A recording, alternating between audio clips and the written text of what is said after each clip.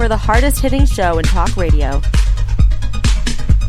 The true progressive voice since 2012. This is Southpaws.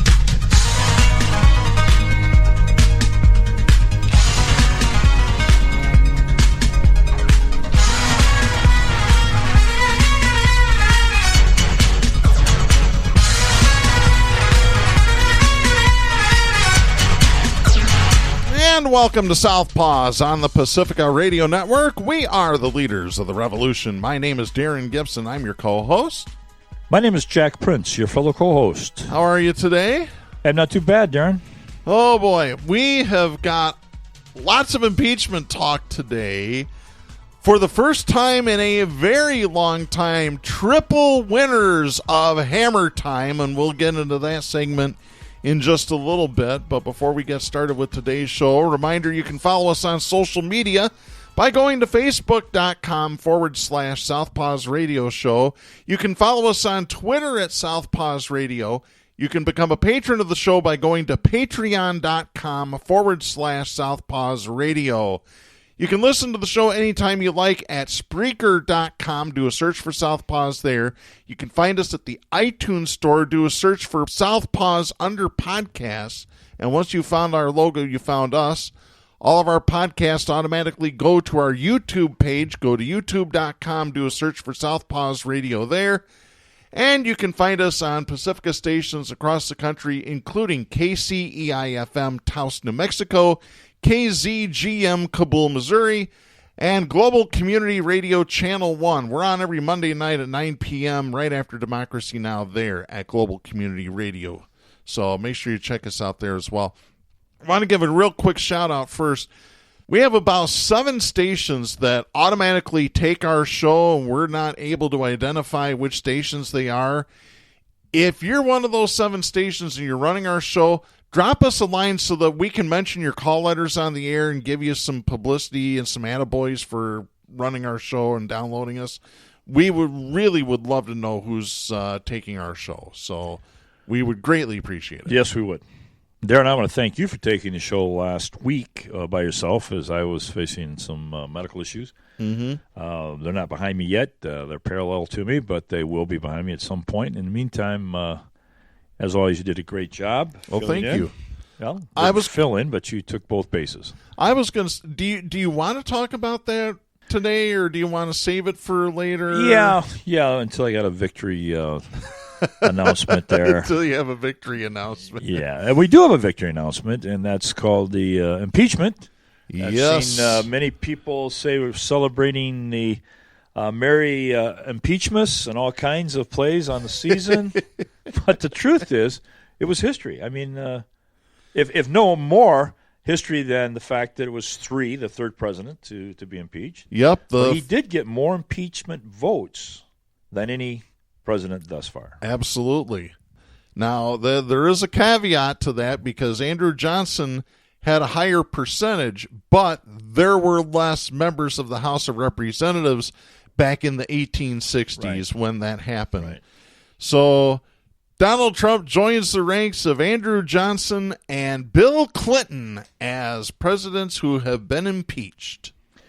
I have a good feeling. I know it's an uphill fight, but, I still smile thinking of Trump walking around the apartment in his pajamas with that ego of his stomped on. Here's a guy that couldn't admit that his inauguration numbers were tiny, right? And that's a good word to use with Trump. Tiny hands and other body parts. The thing is, and this has got to be how he feels, this is a real kick in his legacy. Oh, it absolutely no matter what happens. is. This is a stain. I mean, there's been reporting that Trump, within the first hour of the morning news this morning, had sent out 20 tweets. Peter Alexander at NBC News, who's the White House correspondent, had mentioned that in his broadcast. But wow. And if you ever need to see a Mein Kampf of madness, read the letter that he sent to Pelosi. Yeah. I mean, seriously. He's out there. This is a man who is desperate. Mm-hmm. And the other good thing, besides the fact that we're celebrating impeachment, is that every time he thinks about the day that the vote went down, he's going to link it with Michigan because he was in the cereal city, right? He was in Michigan. I could feel it. I said when I got up to Sharon, I said, I love the smell of impeachment in the morning. That's what I said on the day of the impeachment. Of course, then they had some stalling going on by the Republicans and so forth, and it was moved back to the evening. It didn't happen in the morning. But there was a thrill in the air, and I have hope. I have a lot of hope that this is not going to be curtailed. I hope so as well, but I'm kind of a bit of a realist at this point, and the Senate has already said they're going to throw the monkey wrench in the whole system. But even the thickest-skulled Neanderthal knuckle-dragging Republican would have to say, that's not very constitutional of you. To say that you're not going. I mean, if a judge is the head of the courtroom, and if he were to say, well, that hearing that's coming up next week, we've already made our mind up. We're going to do exactly what their lawyer wants us to do. Is that not what they said? Here's the question I have for you, though, Jack. Are there any sane Republicans left in this country? You caught me on that one. That was a hesitation. That was a bad hesitation there. Well, let's put it this way. There's enough of them smart enough to be pragmatically concerned about their political future. And there's already a billboard the size of a garage in the most expensive real estate of the world, Times Square, that has all of the Trump witnesses that he banned from being on the stand with masks over their face. Yeah. Says, what are you hiding, Trump? And guess who paid for it? Who? Republicans. No, it's shocking. I couldn't believe it, but I saw a picture of it. It's gigantic. Millions of people see it. It's in Times Square. Yeah. They are, again, as thick as they are, when you see the president forbidding 20-some witnesses from going to the stand, you got to say, what the hell are you hiding? Absolutely you do. It's witness tampering, it's obstruction of justice. It flat out is. The House has already spoken and said it is. Oh, but it's a partisan witch hunt and all of that good stuff. Well, I know where you're heading with that. Yeah, you can tell where I'm headed with this one. I have a clip here. This runs about 4 minutes and about 24 seconds. Tulsi Gabbard spoke about impeachment. She voted present Wednesday night in the House vote. She did not take a position. We'll let her explain what her position is. Like I said, this runs about 4.5 minutes. Take a listen. Throughout my life, whether through serving in the military or in Congress, I've always worked to do what is in the best interest of our country. Not what's best for me politically, not what's best for my political party. No, I've always put our country first. One may not always agree with my decisions, but everyone should know that I will always do what I believe to be right for the country that I love.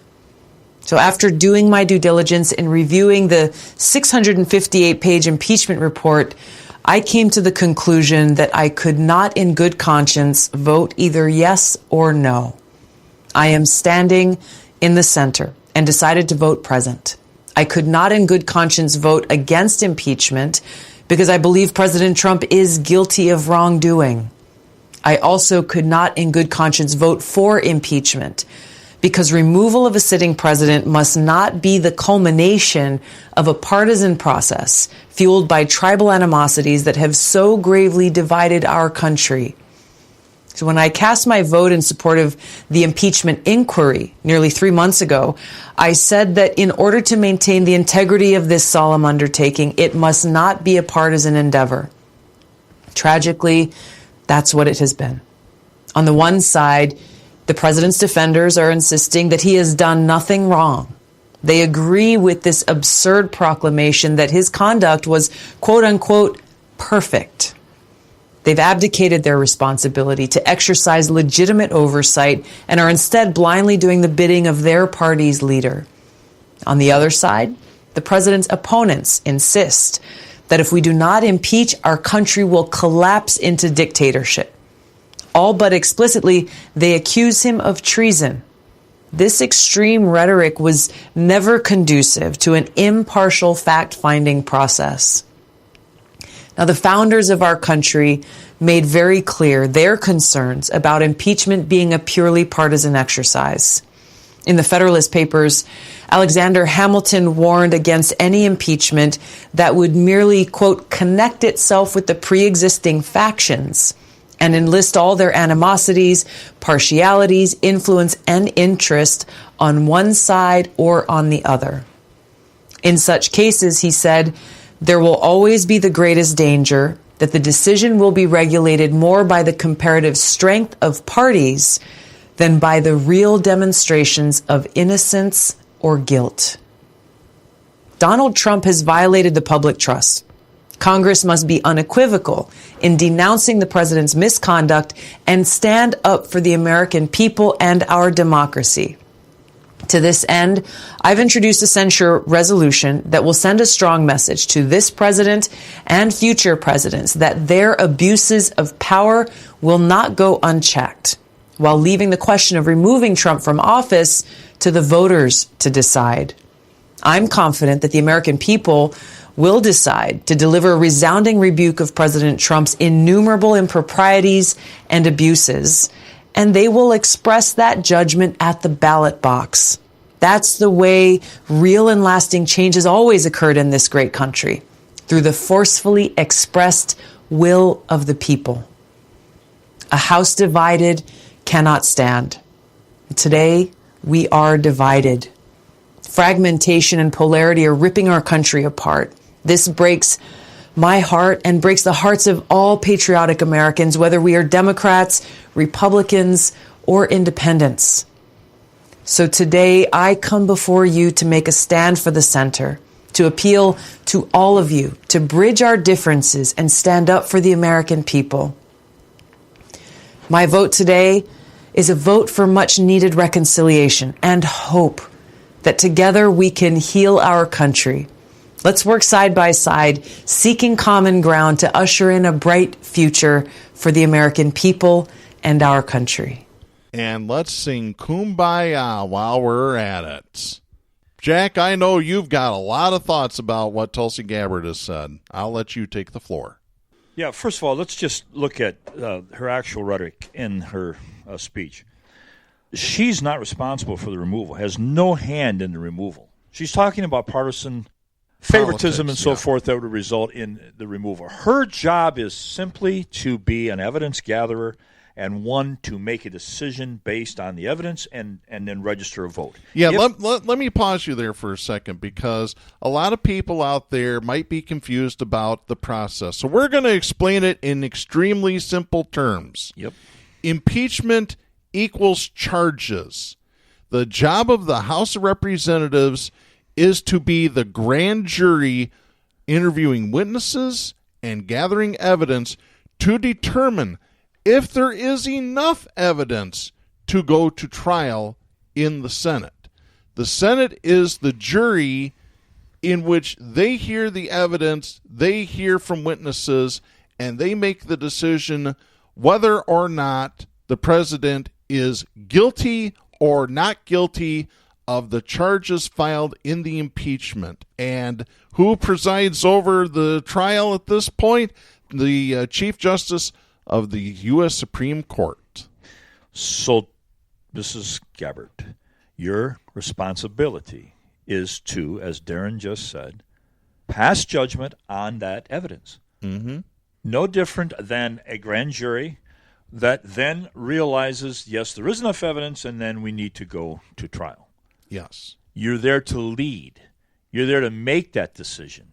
Tulsi Gabbard, who opened up her very first salvo of words on that recording, said, this isn't for my sake. This isn't for the party. This is for the good of the country. I don't believe her. I ain't buying it. This is why it's good for her, Darren. She doesn't make anybody mad. She thinks the Republicans are going to eat this up with gusto. And then, of course, you got some progressives that heard her say, well, I think you did some things wrong, who then should say, therefore, you need to vote for impeachment.